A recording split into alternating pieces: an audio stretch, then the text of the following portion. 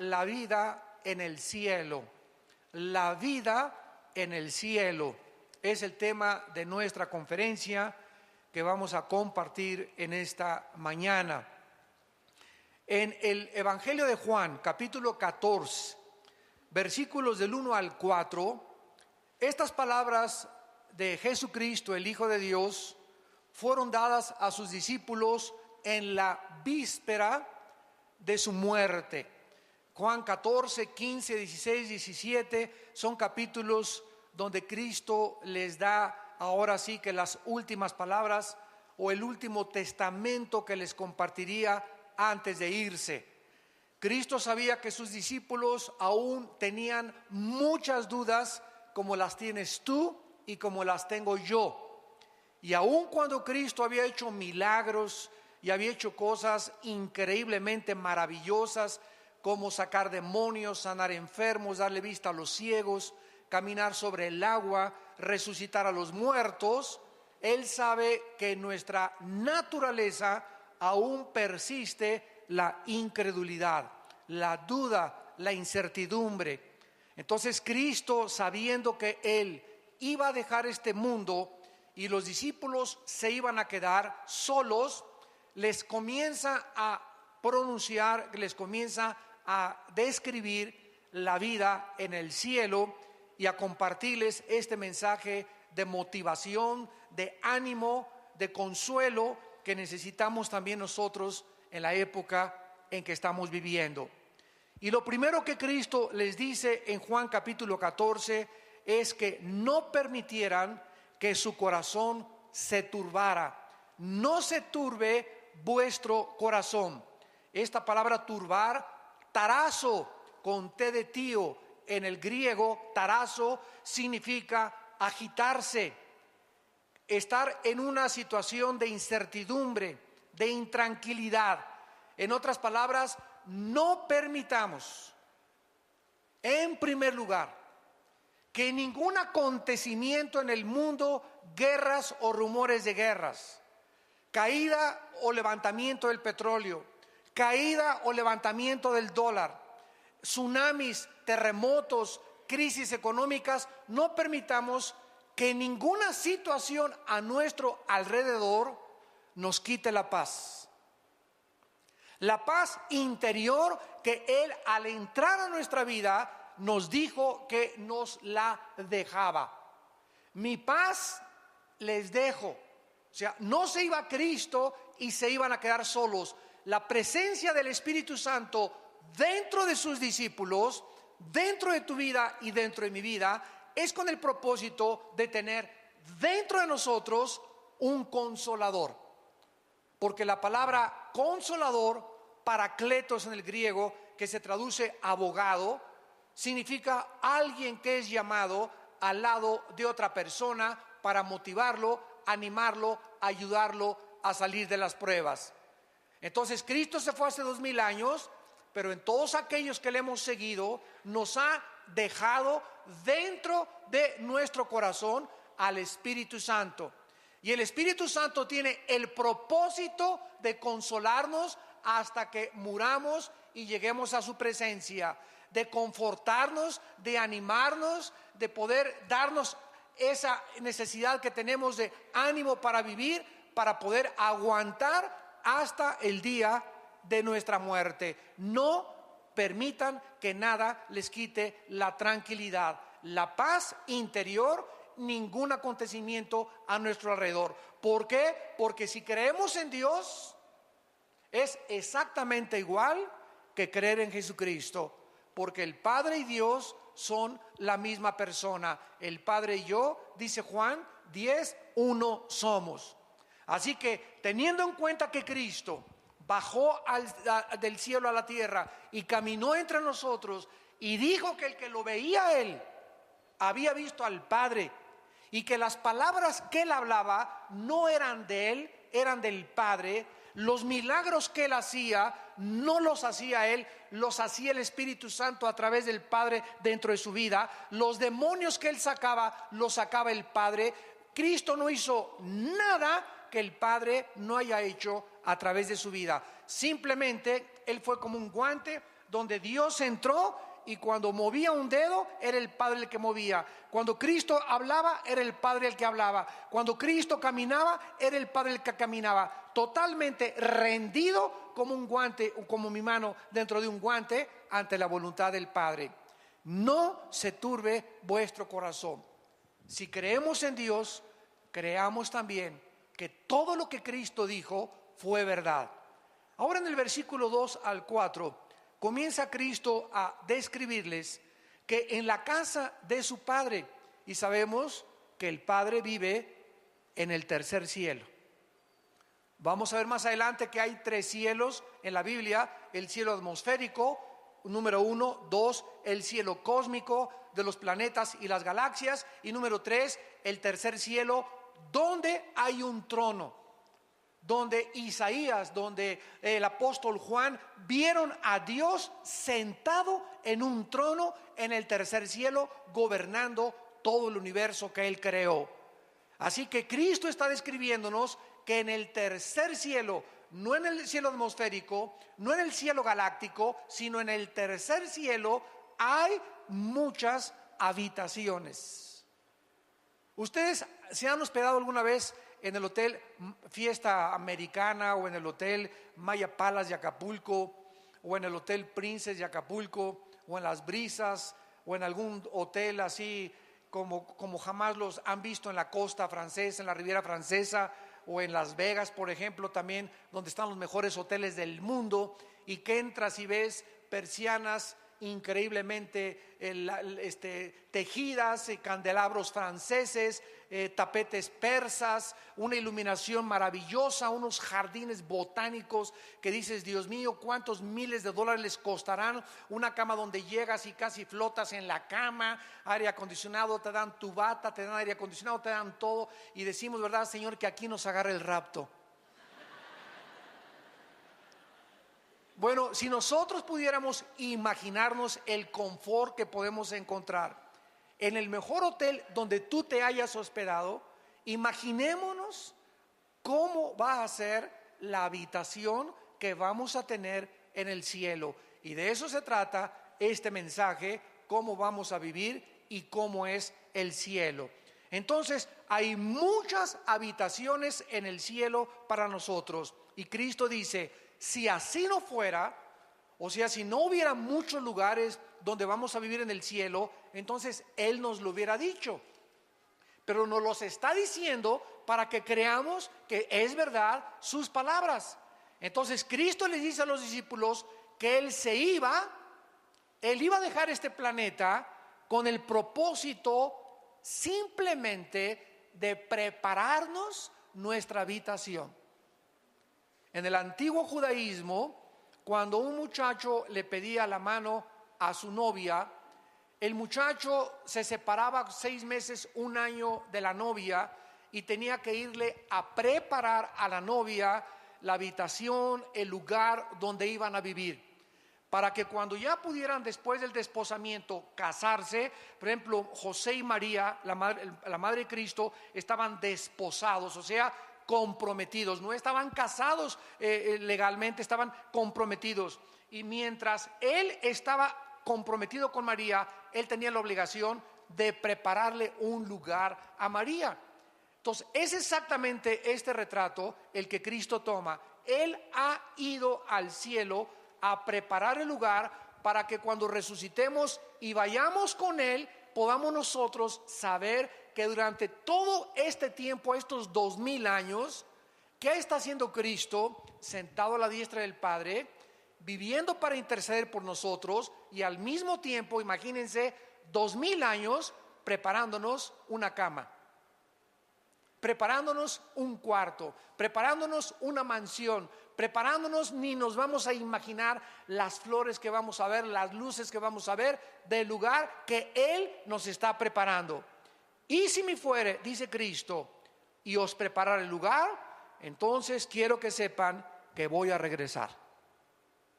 Vendré otra vez. Ya vino la primera vez, nos promete que va a regresar la segunda vez. Y cuando Él venga la segunda vez, viene a tomarnos. Esta palabra tomar paralambano en el griego. Paralambano significa casi arrebatarnos o tenernos cerca de Él. Viene por nosotros, viene a tomarnos para que a donde Él, desde el momento de nuestra resurrección, esté, nosotros estemos por toda la eternidad con Él. ¿Y sabéis a dónde voy? ¿A dónde fue Cristo? A la casa de su Padre. Entonces sabemos el camino. ¿Cuál es el camino para llegar a Dios? La persona de Jesucristo. Porque Él dijo: yo soy el camino, yo soy la verdad y yo soy la vida. Existen miles de ateos en el mundo que creen que con la muerte se acaba la existencia del ser humano, por lo que simplemente viven para esta vida, jamás pensando en la eternidad. Los ateos dicen es que el universo es eterno, todas las cosas han estado como están y seguirán como están desde que las cosas existen, cuando los mismos principios de la primera y la segunda ley de la termodinámica, para que se lo expliques a tu maestro ateo, los principios de las leyes físicas de la termodinámica niegan que el universo pueda ser eterno. El universo tuvo un principio, dice la Biblia: en el principio Dios creó los cielos y la tierra. Y si hubo un principio, tiene que también haber un final. Las mismas leyes del universo nos muestran que el Sol está perdiendo millones de toneladas masa por segundo. Todo tiende al deterioro, todo se está descomponiendo, todo tiende a marchitarse, a descomponerse, a degradarse. Es la ley que se llama también en la física de la entropía. Entonces, las personas que no tienen la esperanza de poder volver a vivir, viven para esta vida. No tienen ninguna seguridad, no tienen ninguna esperanza, no tienen ningún destino, simplemente vivir para esta vida. Sin embargo, Dios nos mandó a Jesucristo a enseñarnos en Juan capítulo 5, versículo 28 al 29, que están muy equivocados. Que Jesucristo, que bajó del cielo, nos dice estas palabras. Juan 5, 28. No se maravillen de esto, porque vendrá hora cuando todos los que están en los sepulcros oirán su voz, y los que hicieron lo bueno saldrán a resurrección de vida, mas los que hicieron lo malo a resurrección de condenación. Vemos pues que solo hay dos lugares después de esta vida. No hay reencarnación como inventaron los filósofos, los budistas, los maometanos, los lamas de la India, del Tíbet. No hay reencarnación. No vamos a regresar a meternos a una cucaracha, ni a una vaca, ni a un chango para seguir evolucionando. Es curioso, a propósito de la reencarnación, que la filosofía de donde surgió la reencarnación, la India, sea la nación más pobre del mundo. Se supondría que después de tantas y miles de reencarnaciones era para que ya hubieran evolucionado. Sin embargo, en la India siguen adorando a los ratones, a las ratas. La gente come en la India junto a los ratones y los deja que coman su comida porque son sagrados. Las vacas son sagradas, y así es el retraso cultural y el paganismo de alguien que inventó y que surgió de esa área geográfica de que existe la reencarnación. Y los tontos en el occidente se lo creyeron. No hay transmigración de las almas, no existe el limbo, un lugar que inventa una religión, que si tú no bautizas a tu niño chiquito se va al limbo. ¿De dónde lo sacaron? No, ni siquiera está en la Biblia del Mormón, ni en la Biblia de los Testigos de Jehová, ni en la Biblia católica. Es un invento que se sacaron de la manga. Cuando tú a un niño no lo bautizas, dice la Biblia, se va al cielo. no existe tal cosa como un lugar que se llama el limbo. No existe en cuarto lugar el purgatorio, un lugar intermedio donde aquellos que pecaron se van al purgatorio a purificar sus almas, si es que se les dan las famosas misas gregorianas. O sea, si aquí en la tierra se muere tu tío y se le celebra una misa, la misa le ayuda 1000 años a que se le reduzca la pena. ¿Se imaginan ustedes de semejante barbaridad? Entonces la Biblia es muy clara que no hay absolutamente después de que tú te mueras más que el cielo o el infierno, la resurrección para vida o la resurrección para condenación. Siendo así, la pregunta más importante que tú tienes que contestar en esta tarde es: ¿sabes tú dónde pasarás la eternidad? ¿Sabes tú que saliendo ahora de este lugar puedes caer muerto, un embolio, un ataque al corazón? ¿Sabes tú que te puedes subir en avión, como hace poco vimos, donde venían autoridades del gobierno y de repente el avión se precipita al cielo? Imagínense, se subieron riéndose, carcajeándose, desayunaron en la mañana, le habló a su esposa: ahorita nos vemos en la tarde, y jamás los ocupantes de esta nave volvieron a ver a sus familias. Iban jóvenes, personas de 40, de 30, de 50 años de edad. ¿Por qué? Porque ninguno de ellos se imaginó que esa era la forma en que iban a terminar y que iban a presentarse delante de Dios. Los niños se mueren, los adultos se mueren, los jóvenes se mueren, los viejitos se mueren. ¿Sabes tú que en el día de tu muerte no hay otra esperanza? ¿No hay otra oportunidad? Dios te da en este momento que tú estás oyendo este mensaje la oportunidad de arrepentirte de tus pecados y de venir a la cruz y entregarle tu vida a Jesucristo. Vamos a ver los lugares que la Biblia menciona que sí existen en el mundo invisible. En primer lugar, en el Antiguo Testamento se menciona la palabra hebrea Sheol. Sheol, que significa en el hebreo lugar de la sepultura o lugar de los muertos. Todos los muertos en el Antiguo Testamento iban al Sheol, y así lo revelaron los profetas del Antiguo Testamento. ¿Qué cosa era el Sheol? Nadie sabía. Únicamente que todos los espíritus, tanto de los buenos como de los malos, descendían al centro de la tierra, porque el Sheol se encontraba en el centro de la tierra. Por ejemplo, dice el libro de los Números, Coré se rebeló contra el pastor y todos los que lo siguieron, los rebeldes, fueron tragados al Sheol vivos. O sea, con todo y cuerpo, con todo y anillo de casado, con todo y la corbata, cayeron y se fueron directamente al Sheol, al centro de la tierra. Entonces, este era el lugar donde todos los espíritus humanos, después de la muerte, descendían a esperar a que Jesucristo muriera en la cruz del Calvario. Cristo baja a la tierra, y cuando se traduce la Biblia del hebreo al griego, esta versión y esta traducción del hebreo al griego se llamó la Septuaginta. Cuando se tradujo la palabra Sheol al griego, se usó la palabra Hades con H, Hades. Y Cristo en Lucas capítulo 16, versículo 19 en adelante, les cuenta una historia a la gente de a su alrededor respecto al mundo invisible, al Sheol, que ahora era el Hades, y les dice cómo era este lugar. Cristo les dice que 2 personas murieron.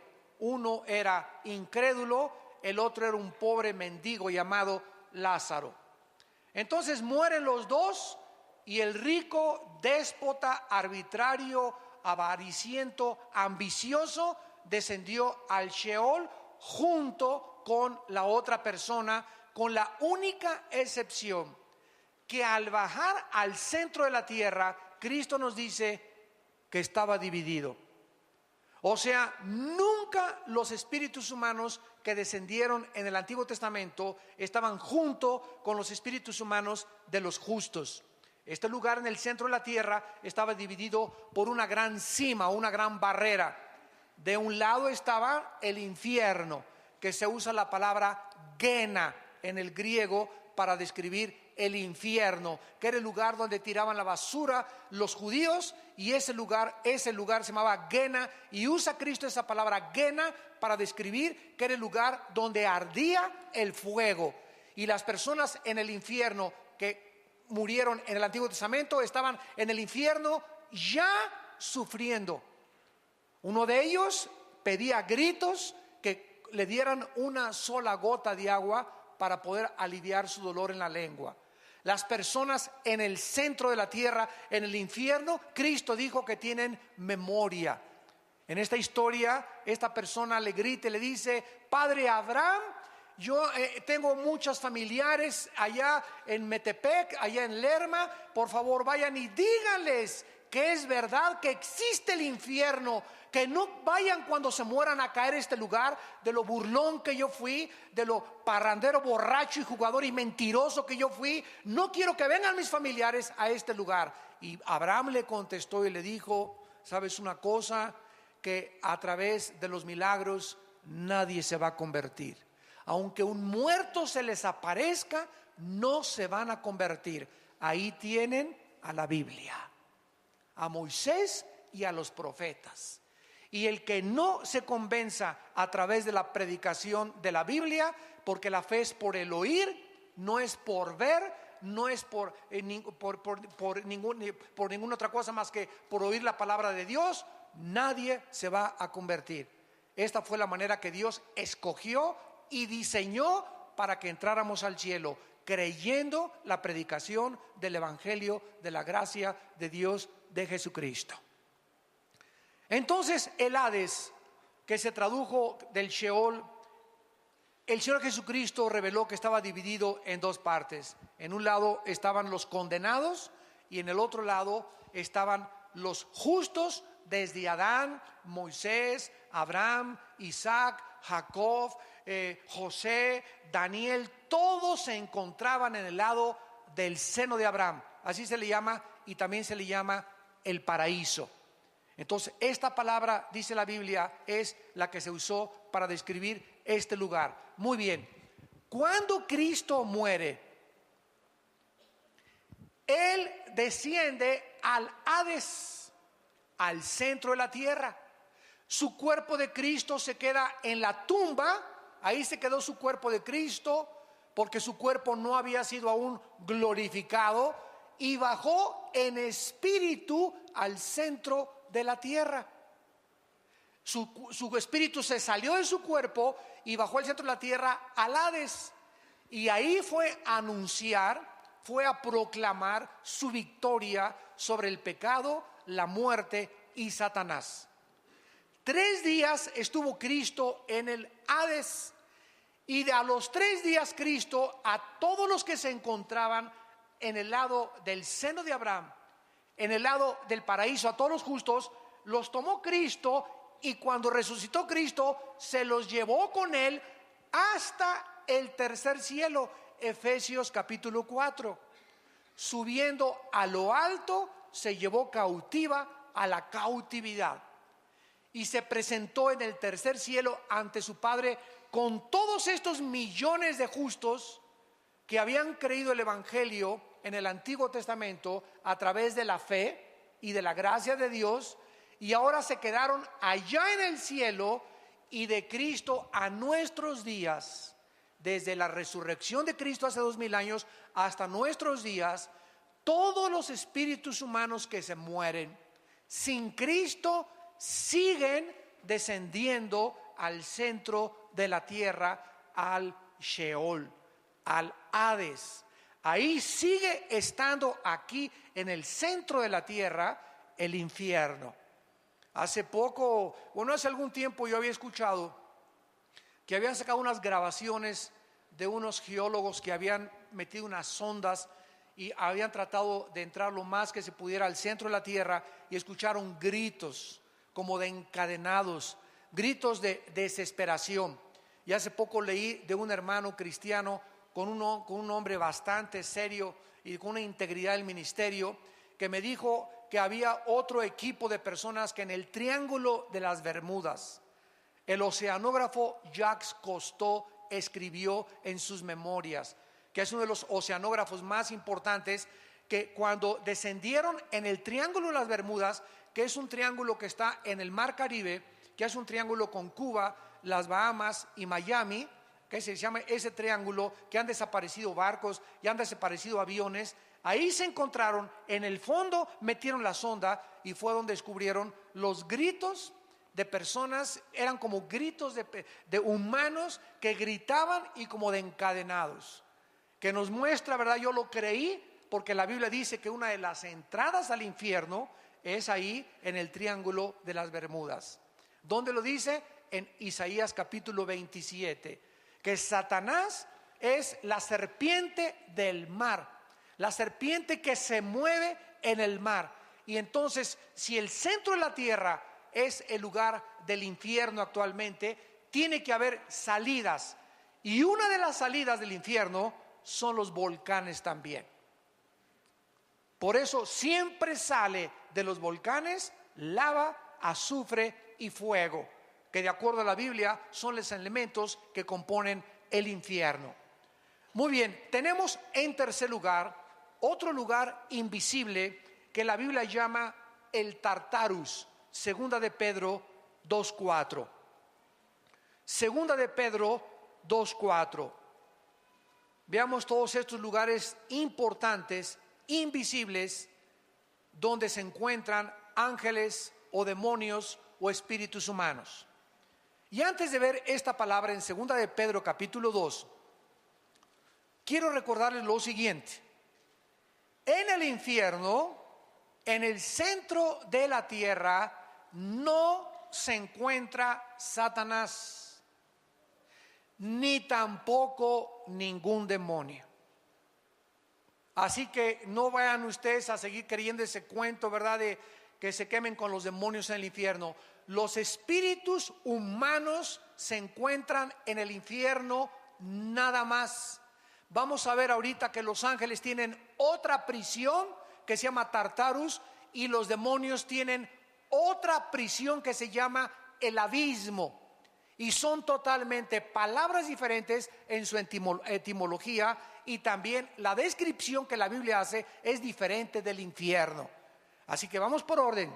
En el infierno ahorita no hay más que espíritus humanos. A lo mejor ahí está tu tío o tu abuelo o tu padrastro o tu papá o tu exesposo o tu exesposa o algún hijo tuyo que se murió sin Cristo, yo no sé, pero solo se encuentran ahí espíritus humanos.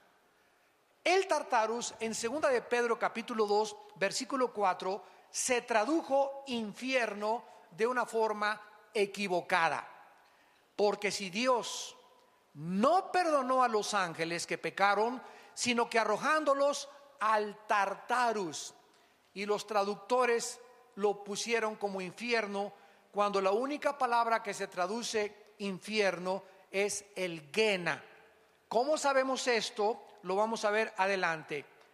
Dios no perdonó a los ángeles que pecaron, los arrojó al Tartarus, así dice el original griego, y vean lo que dice: a prisiones de oscuridad para ser reservados al juicio.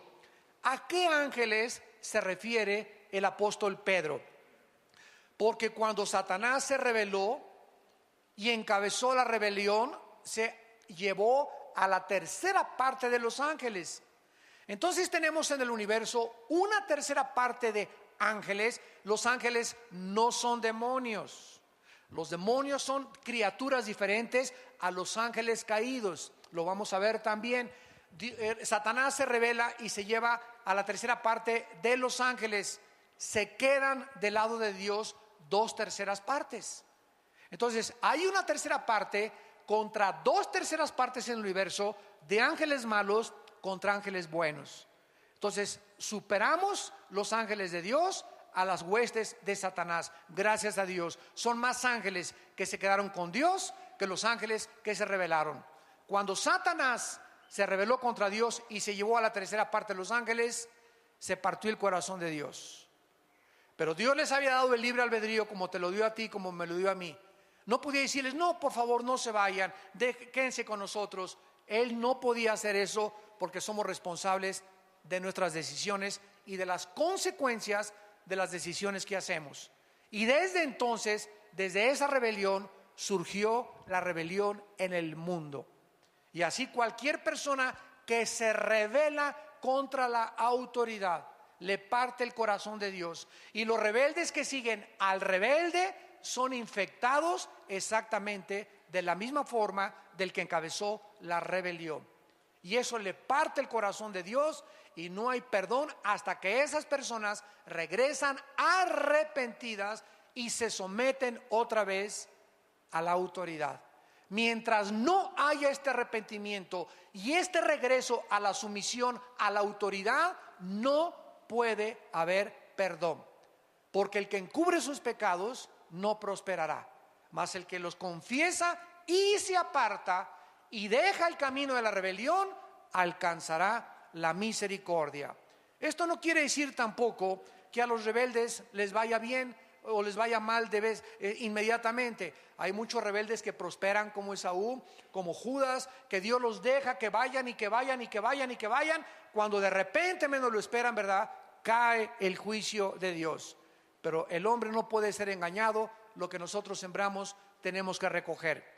Veamos pues este lugar de los ángeles que pecaron y no son los que cayeron con Satanás.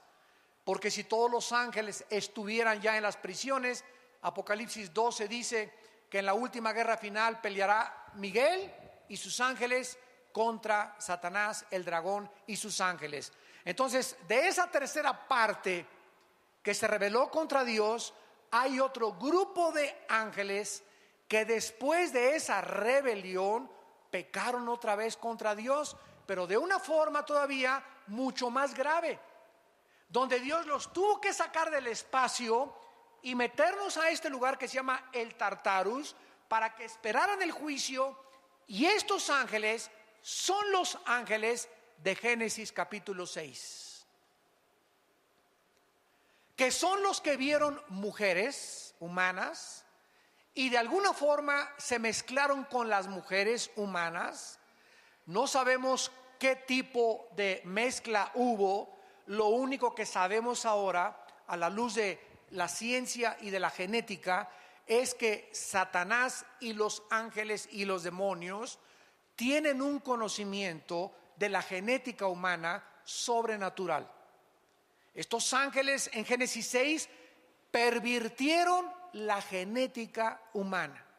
¿Cómo lo sabemos? Porque versículos más adelante, versículo 4 y 5 de Génesis 6, nacieron de repente gigantes de 4 o 5 metros de estatura y eran deformes. Estos no los creó Dios. Hubo una deformación genética donde estos gigantes medían 4 o 5 metros y tenían 12 dedos en las manos y tenían 12 dedos en los pies, de acuerdo a 2 de Samuel capítulo 21. Y estos gigantes son los que se pusieron en la frontera cuando Dios iba a introducir a su pueblo a Canaán. Se pusieron en la frontera y espantaron a los israelitas para que no entraran a la tierra de Canaán. Y cuando mandó Moisés 2 espías para poder entrar a Canaán, regresaron los espías.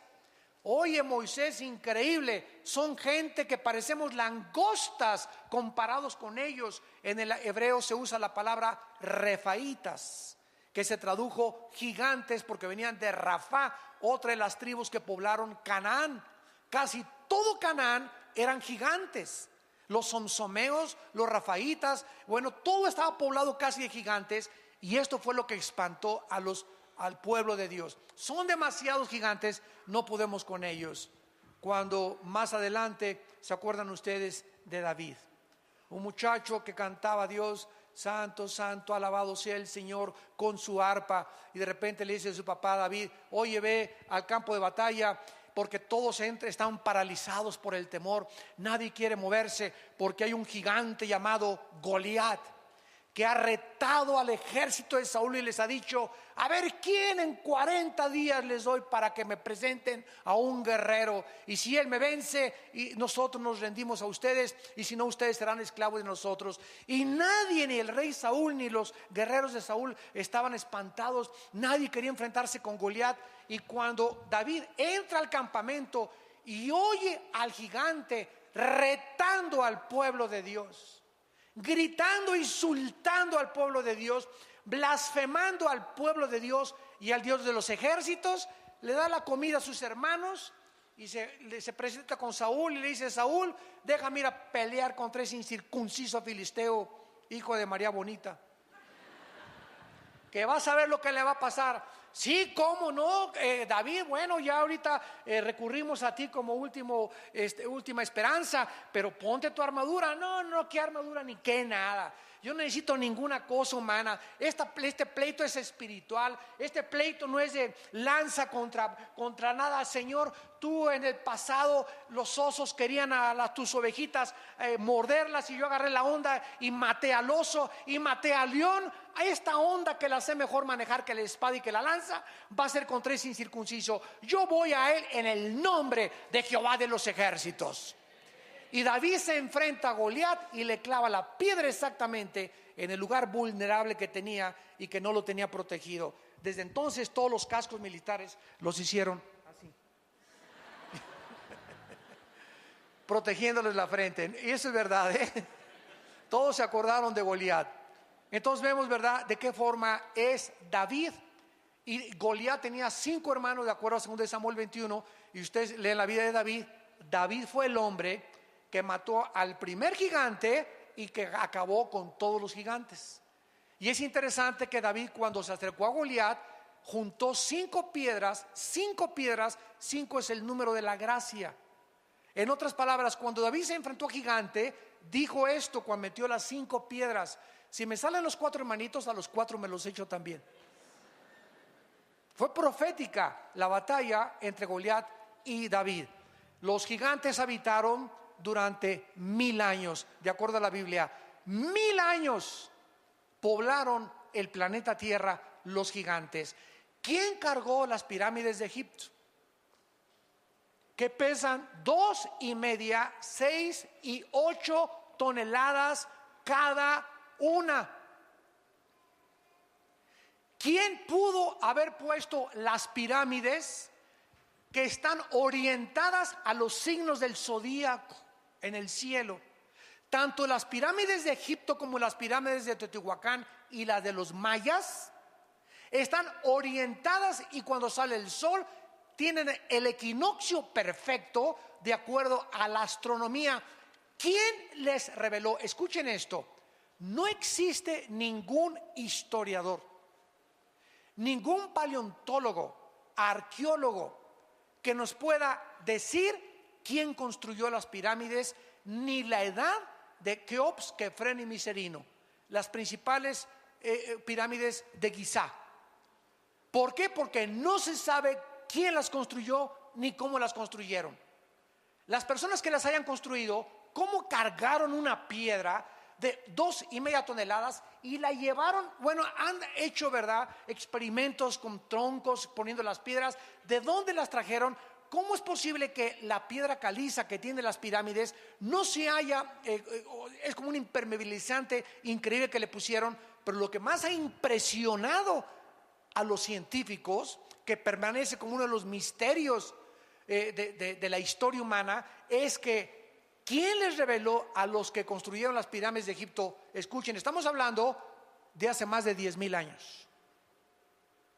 De hace más de 10,000 años. Pues no que veníamos de los cavernarios, no que el cavernario Galindo fue el primer cavernario,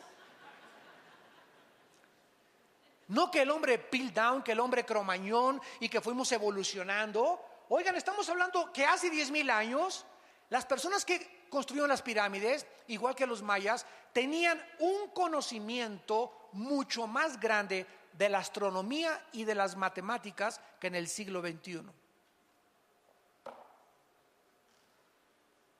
¿Quién les reveló ese conocimiento astronómico? No tenían telescopios.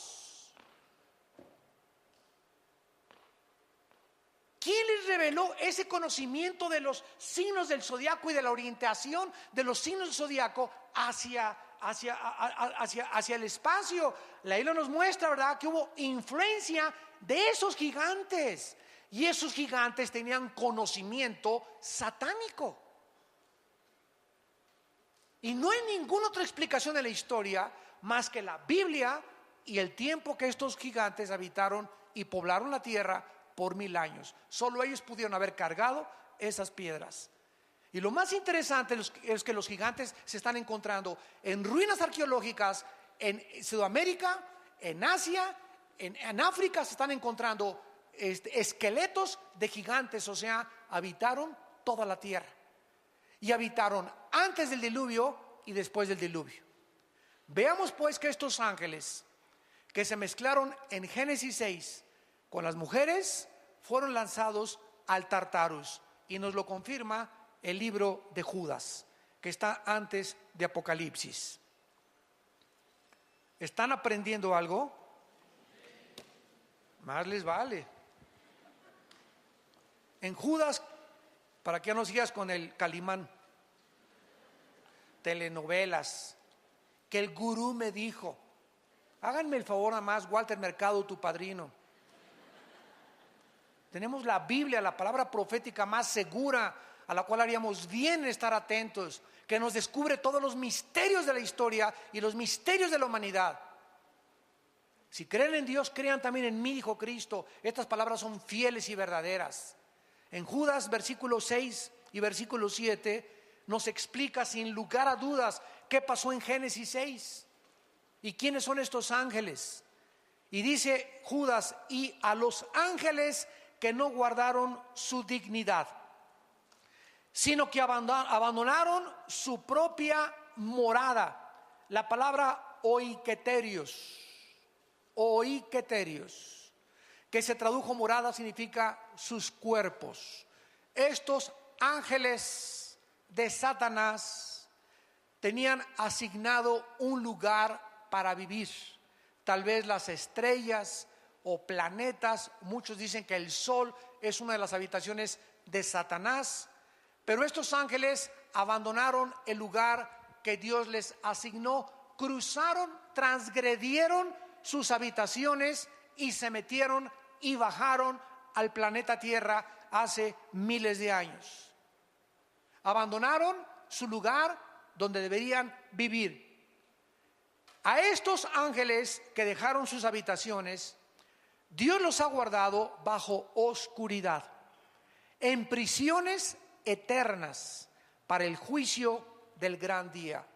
Y estas prisiones se llaman el Tartarus, donde Pedro nos dice que son los ángeles que pecaron y que Dios los mandó al Tartarus. Es la única prisión que la Biblia describe de los ángeles.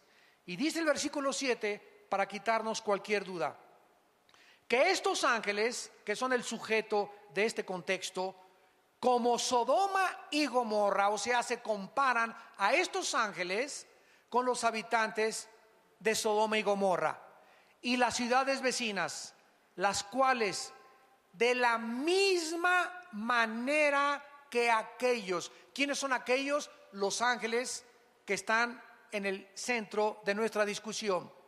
Los habitantes de Sodoma y Gomorra hicieron lo mismo que estos ángeles. Que hicieron: fornicaron. Fornicaron. Los ángeles pueden fornicar. Bueno, la palabra fornicar tiene varias y diferentes connotaciones. La palabra fornicar, porneia, de ahí viene la palabra pornografía, significa en la Biblia relaciones sexuales ilícitas. Dios creó el sexo y solo Dios puede determinar y autorizar dónde, cuándo y cómo podemos usar el sexo. El sexo no lo inventaron los psiquiatras, ni los psicólogos, ni los sexólogos, ni los sociólogos. Ningún ser humano tiene la autoridad de decirnos qué es el sexo y cómo debe ser usado el sexo. Así que si alguien te dice que tú eres hombre y te vistes de mujer y los sexólogos te dijeron que está bien, son unos mentirosos porque ellos no inventaron el sexo. Si tú no naciste hombre y te ves en el espejo y tienes el órgano masculino, entonces es que eres hombre. Y si tienes una mentalidad diferente, es que tienes un tornillo flojo en la mente. Porque no eres mujer, eres hombre. Y necesitas arrepentirte, cambiar tu vida y creerle a Jesucristo. Y de eso se trata. ¿A quién le creemos? ¿A los sexólogos? ¿A los psiquiatras? ¿O le creemos a la palabra de Dios? Esto es lo que significa relaciones sexuales ilícitas. Ahora, ya casados, dice la Biblia que el hombre que deja a la mujer o la mujer que deja al hombre y comete adulterio es fornicación. Relaciones con animales es fornicación. Hombre con hombre es fornicación. Mujer con mujer es fornicación. El sexo solo puede ser usado dentro de la esfera y de la dimensión del matrimonio. Antes de casarte es fornicación, con animales es fornicación, con tu novio es fornicación, hombre con hombre es fornicación, mujer con mujer es fornicación, y todo lo que no sea dentro del matrimonio, y matrimonio entre Adán y Eva, no entre Jorge y Pepe, ni entre Lupita y Carmelita, sino entre un hombre y entre una mujer. Es la única forma de poder usar el sexo. Ahora, si estos ángeles cometieron algún ilícito sexual, ¿cómo pueden ellos haberse relacionado? ¿O qué acaso los ángeles tienen esperma? Porque en algún lugar de la Biblia se nos dice que no se pueden reproducir. No son como nosotros que como conejos, ¿verdad? Estamos produciendo y produciendo y produciendo, etcétera, etcétera. Los ángeles, la cantidad de ángeles que Dios creó, ya no hay más ni menos. No hay angelitos ni angelitas tampoco. No hay ángeles del sexo femenino. Todos son del sexo o del género masculino. Pero si no se pueden reproducir, entonces, ¿cómo está? ¿Verdad? Todos estos misterios son interesantes. Bueno, vamos a explicar esto. ¿Se acuerdan ustedes del endemoniado gadareno? ¿Cuántos demonios tenía? Tenía 6,000 demonios. Porque Cristo le preguntó, ¿cómo te llamas? Y le contestó, Legión. La palabra legión significa 6,000 soldados, de acuerdo al Imperio Romano. Muy bien, escuchen esto. Estos demonios conocían también el cerebro y le conocen las neuronas del cerebro. Estamos hablando de hace 2,000 años, cuando ni la genética, hasta 1860, por Gregorio Mendel, fue descubierta, las leyes de la herencia. Estos demonios hace 2,000 años sabían qué neuronas del cerebro son las que controlan los ojos, los oídos, las cuerdas vocales. Todo absolutamente los demonios estaban manejando, se metieron a los controles del ser humano aquí en el cerebro y comenzaron los músculos. Tenía el gadareno fuerza como de un gigante, una fuerza que rompía las cadenas. Los demonios le dan fuerza al ser humano. ¿Por qué? Porque cuando un demonio entra al cuerpo humano, el demonio sabe cómo operan los músculos, cómo operan los ojos, cómo mover las cuerdas vocales. Hablan los endemoniados con una voz que no es la de ellos. Alteran el tono de las cuerdas vocales, los ojos. Increíblemente estamos apenas descubriendo la maravilla del ojo, de los oídos. Todo lo tienen ellos conocido desde hace miles de años. ¿Y qué es lo que están haciendo ahora los ángeles caídos y Satanás? Planeando clonaciones humanas para volver otra vez a traer a este mundo monstruos. Y comenzaron con Frankenstein en los 60s. Yo veía a Frankenstein en los 60s, era niño y no dormía en 3 días. Ahora ven a Frankenstein los niños y se echan de carcajadas enfrente de él, comparado con Godzilla y con las monstruosidades increíbles que ahora ha producido Hollywood. Ya aparece Frankenstein, Pinocho con los monstruos de ahora. Ya vas a las películas y todos son demonios, apariciones, etcétera, etcétera, porque el diablo está preparando a los niños para los monstruos que van a comenzar a surgir y las clonaciones genéticas entre animales y hombres que aparecen en Apocalipsis capítulo 9. Está preparando a nuestros hijos para que cuando aparezcan se rían enfrente de ellos y los vean como algo absolutamente normal. Muy bien, si los demonios y Satanás tienen la característica de poder conocer nuestros genes, las neuronas de nuestro cerebro, nuestro sistema nervioso, nuestro sistema muscular, etcétera, etcétera. Pueden también los demonios meterse al esperma. En un esperma de los 500 millones que existen o 600 que salen en cada eyaculación de un varón, un solo esperma entra para la ovulación y para la fertilización, para que se produzca un ser humano, que se llama cigote, feto y después ya bebé. En un solo esperma de los millones microscópicos que tenemos caben más de 100,000 demonios.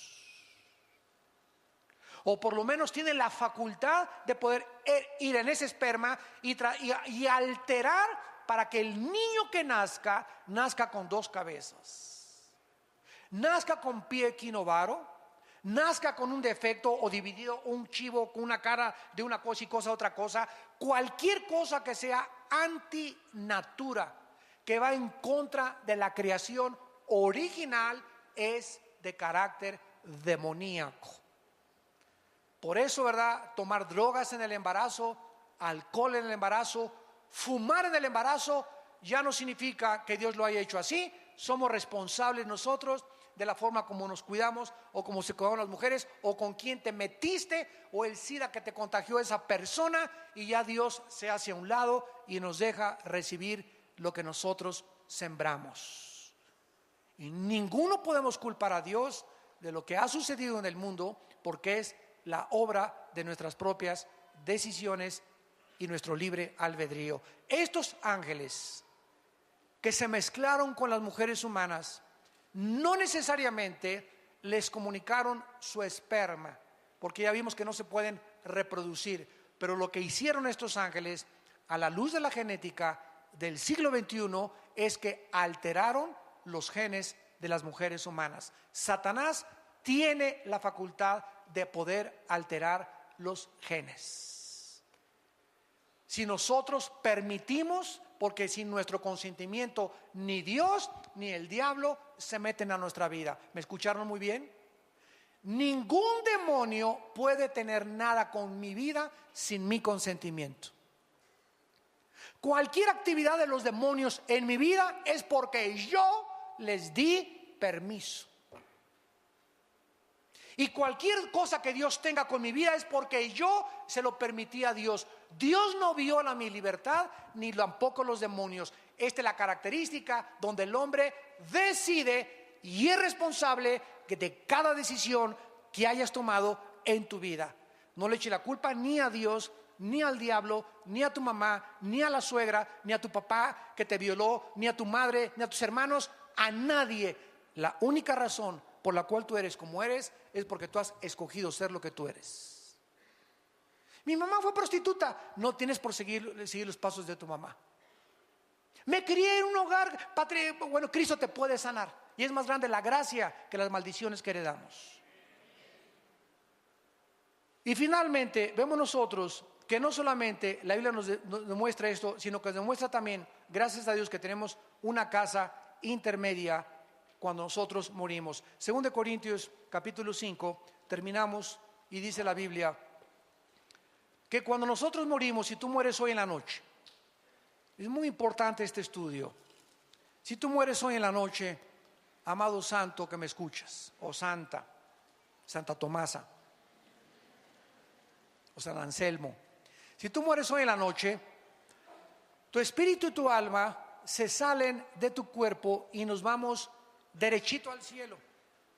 Los ángeles de Dios vienen a recogernos.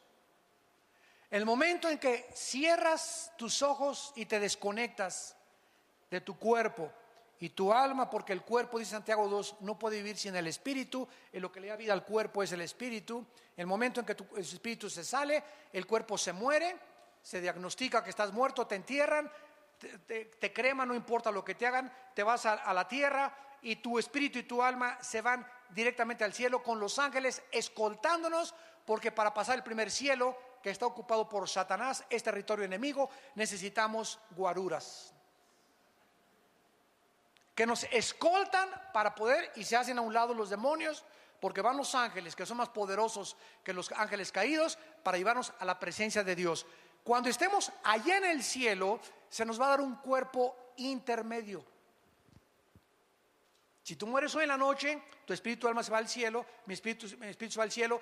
Y cuando estemos en el cielo, como Cristo no ha bajado todavía a resucitar a los muertos, que es cuando se nos va a dar el cuerpo glorificado, mientras estamos en el cielo, 2 Corintios 5, dice Pablo, sabemos que si nuestra morada, miren cómo le llama Pablo al cuerpo, morada terrestre.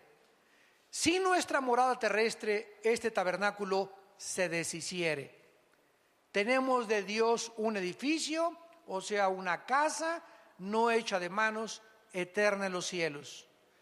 Por esto también gemimos, deseando ser revestidos, o sea, vueltos otra vez a vestir de aquella nuestra habitación celestial. Pues así seremos hallados vestidos y no desnudos, porque asimismo los que estamos en este tabernáculo o en esta casa o en este envase, gemimos con angustia porque no quisiéramos ser desnudados. Nadie quiere morir, ¿verdad? ¿Qué es la muerte? Simplemente que se nos va a quitar un traje. Esa es la muerte.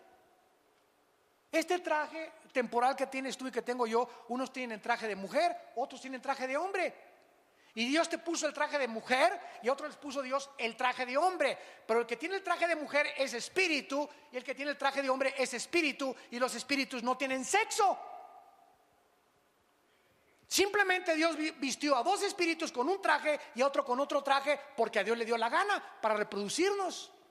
Y aceptemos el traje que Dios nos dio y el traje que Dios te dio. Si eres mujer, acepta lo que eres. Si eres hombre, acepta lo que eres.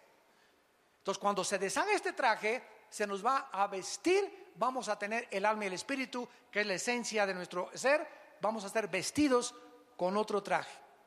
Y con un traje temporal mientras Cristo desciende al mundo. Cuando Cristo venga en el rapto y resuciten los muertos, entonces vamos a resucitar y vamos a tener un cuerpo semejante al cuerpo de la gloria de Jesucristo. Un cuerpo sin sangre, un cuerpo sin deterioro celular, un cuerpo joven, eterno, radiante, que Rambo, ni que John Travolta, ni que nada, ni que Brad Pitt, ni que Tom Cruise, ni nada. Vamos a tener un cuerpo que va a durar por toda la eternidad, donde va a tener acceso a subir y bajar, vamos a volar. No me da tiempo de contarles todos estos detalles. Es infinito este estudio del cielo. Vamos a poder comer otra vez también. No lo explico sin sangre, pero Dios va a hacer otros páncreas, otro estómago. No sé qué sistema de esófago y de digestivo va a ser Dios, pero no va a ser ya la sangre la que va a correr en nuestro cuerpo. Vamos a poder comer pez, vamos a poder comer miel. Vamos a reproducirnos. Isaías 65. Para que no digan el hermano está inventando, Isaías 65 dice claramente que vamos a reproducirnos sexualmente, vamos a seguir teniendo familia en el milenio. Muchachas, no se apuren. Muchachos, tranquilo, sereno moreno, hay chance todavía. Así que no se coman la torta antes de tiempo. Y todas estas cosas están prometidas para aquellos que en esta mañana le han entregado su vida al Salvador. Si tú en esta mañana no tienes a Jesucristo, yo te ruego en el nombre de Dios, por las misericordias de Dios, por la verdad que tú puedes, saliendo este día, o a lo mejor hoy es la última vez que Dios te ha hablado en tu vida, no endurezcas tu corazón. Está de por medio tu eternidad. No vas a poder tener otra oportunidad tal vez como la que Dios te da hoy. Hoy es el día aceptable, hoy es el día de tu salvación. Entrégale tu vida a Jesucristo y acepta por la fe el perdón de tus pecados y prepárate para el día de tu muerte. Oremos. Padre, gracias por tu palabra. Tu palabra nos dice, Señor, que el apóstol Juan vio un cielo y una tierra nueva. Porque el primer cielo y la primera tierra pasaron y el mar ya no existía más. Y oí una gran voz del cielo que decía: He aquí el tabernáculo de Dios con los hombres. Él morará con ellos. Ellos serán su pueblo y Dios mismo estará con ellos como su Dios. Enjugará Dios toda lágrima de los ojos de ellos y ya no habrá muerte, ni habrá más llanto, ni clamor, ni dolor, porque las primeras cosas pasaron. He aquí yo, dice el Señor, hago nuevas todas las cosas, porque estas palabras son fieles y verdaderas. Yo soy el primero y yo soy el último, el alfa y el omega, el principio y el fin. Al que tenga sed, yo le daré gratuitamente de la fuente del agua de la vida, y el que venciere heredará todas las cosas, y yo seré su Dios y él será mi hijo. En esta mañana también ustedes que nos ven por la televisión, invita a Cristo a tu vida. Y todos ustedes que estamos en esta reunión, ahí desde tu lugar en este momento, invita a Jesucristo a tu vida con estas palabras. Señor, te pido perdón por mis pecados. Acepto que en la cruz tú pagaste por ellos mediante el derramamiento de tu sangre preciosa. Creo que a los 3 días resucitaste de los muertos y te pido que entres a mi vida como mi Señor y mi Salvador. Señor, cambia mi manera de pensar. Quiero estar listo para el momento que yo no sé cuándo será, ni nadie sabe, que me llamarás a casa. No quiero que me tome la muerte desprevenido, ni quiero abrir mis ojos en el Hades, en el infierno, donde no tendré nunca la oportunidad de hacer la decisión que estoy haciendo en este momento, en que me encuentro con salud y con una mente despejada para creer en ti. Gracias, Jesús, por morir en mi lugar, y gracias por ser mi Salvador. Dame el poder de vivir para ti, en el nombre precioso tuyo, Señor Jesús. Amén.